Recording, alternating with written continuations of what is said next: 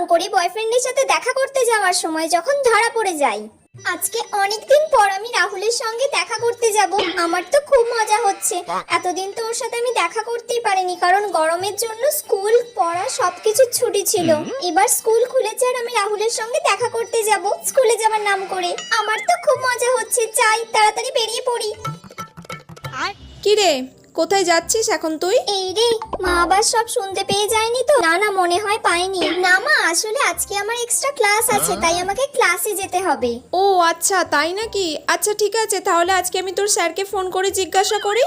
না মা, স্যারকে ফোন করতে হবে না। স্যারকেই ফোন করছি আমি। না মা, স্যারকে ফোন করুনি। তুই কেমন পড়ছিস সেটা জানতে হবে তো। আরে আমি তো রোজই পড়তে যাচ্ছি, সব পড়া পারি। স্যারকে ফোন করতে হবে না, ছেড়ে দাও। তুই পড়তে যাচ্ছিস নাকি রাহুলের সাথে দেখা করতে যাচ্ছিস? কি ভাবছিস, আমি কি কিছু শুনতে পাই না?